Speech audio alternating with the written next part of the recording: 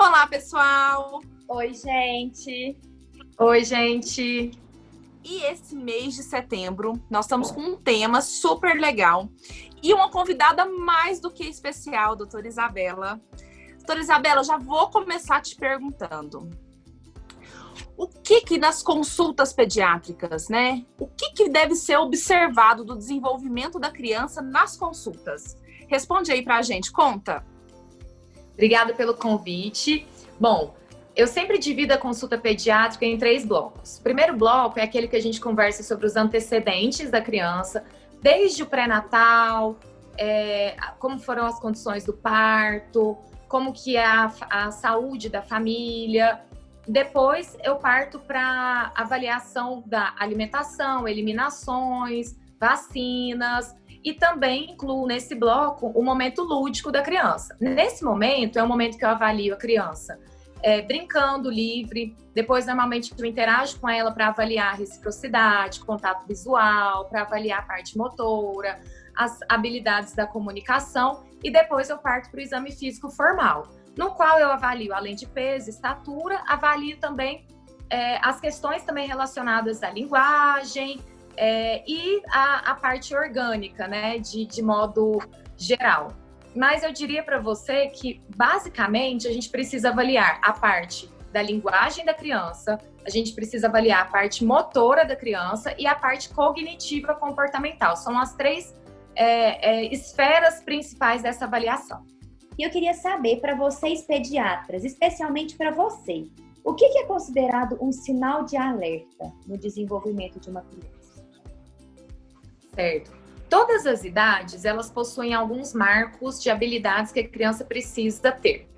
Mas, nas tabelas que nós temos que nos servem de apoio para a avaliação do desenvolvimento, a gente tem as idades esperadas e nós temos um desvio padrão, que é a idade a partir de quando a criança pode adquirir essa habilidade e a idade máxima da qual ela tem que ter adquirido essa habilidade. Então, nós temos a avaliação tanto da parte motora, a gente tem alguns marcos principais, como a sustentação cervical, o sentar sem apoio, o andar sem apoio, pular com um pé só. Na parte da habilidade da linguagem, a gente tem tanto a linguagem não verbal, que é quando a criança começa a apontar, quando a criança aprende, né, a dar tchau, jogar beijo com significado, quando a criança aprende as primeiras palavrinhas com significado, as palavras frase.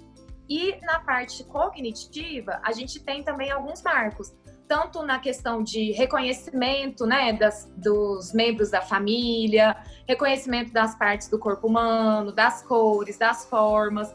Então, são geralmente habilidades que são importantes que nós façamos avaliação em todas as crianças. E é importante que todo pediatra saiba esses desvios padrões, né, para a gente conseguir classificar a criança como um atraso do neurodesenvolvimento ou colocar essa criança dentro da faixa etária, dentro do desenvolvimento típico. Excelente.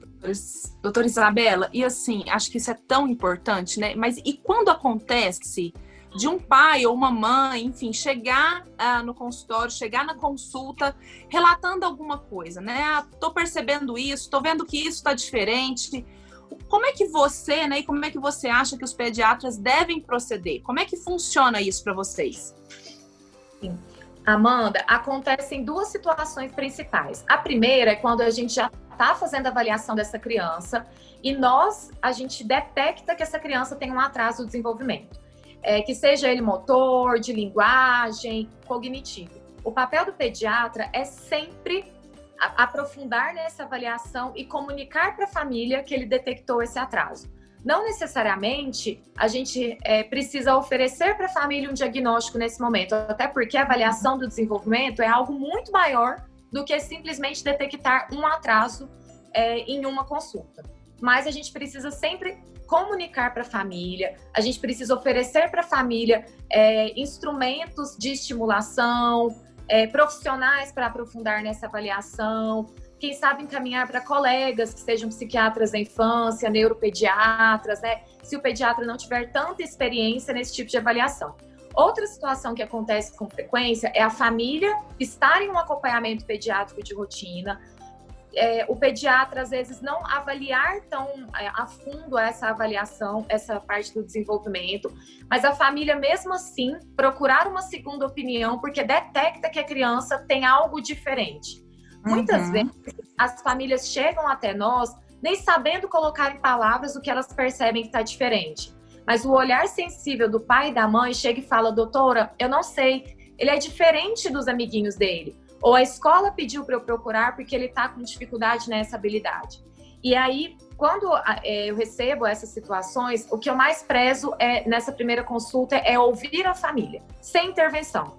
Porque muitas vezes o relato que a família traz para a gente, mesmo sem dar nome aos bois, sem saber do que se trata, ele é muito rico, porque ele é muito sensível, né? Então, a primeira coisa que eu digo que é muito importante para o pediatra é ouvir a família. Ouvir a família. E depois ir filtrando o que nós, na nossa experiência, temos como algo que pode ser relevante no desenvolvimento. Detectar esses pontos e aprofundar nesses pontos.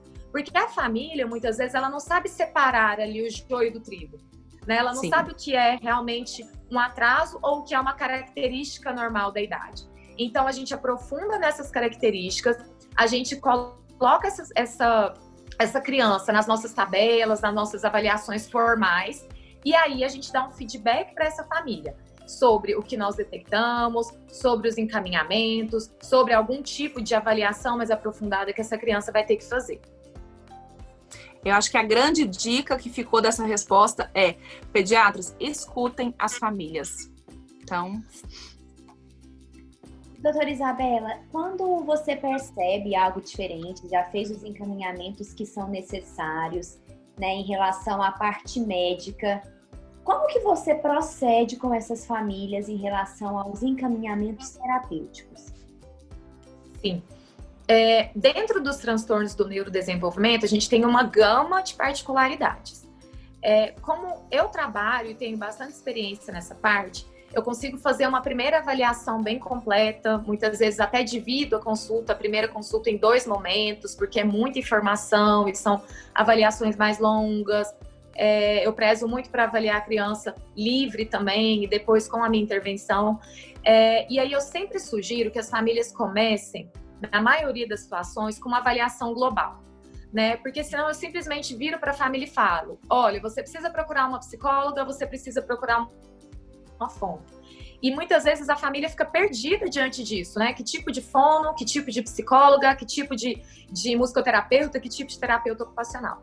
Então é óbvio que a gente vai tendo equipes com as quais a gente confia e a gente encaminha, mas eu gosto muito de que o pontapé inicial seja uma avaliação global, que nada mais é do que o olhar de um profissional que vai olhar essa criança como um todo, vai dar um feedback para a família e vai dizer: olha, o que eu detectei é que a sua criança possui essa e essa dificuldade, ele possui esses e esses pontos fortes, eu penso que nós temos que aprofundar nisso, a gente tem que melhorar a habilidade dele nisso. Isso já vai guiar essa família e vai ajudar muito no nosso tratamento, para que essa família se sinta segura, para que essa família entenda os passos desse tratamento e que a família engaje na reabilitação.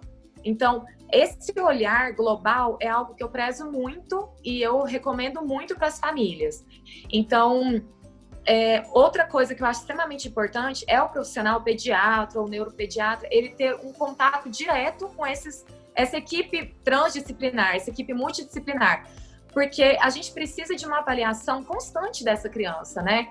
Então, não vale a pena a gente simplesmente encaminhar e achar que o médico fez a sua parte e acabou a minha parte, fiz o diagnóstico e pronto. Não.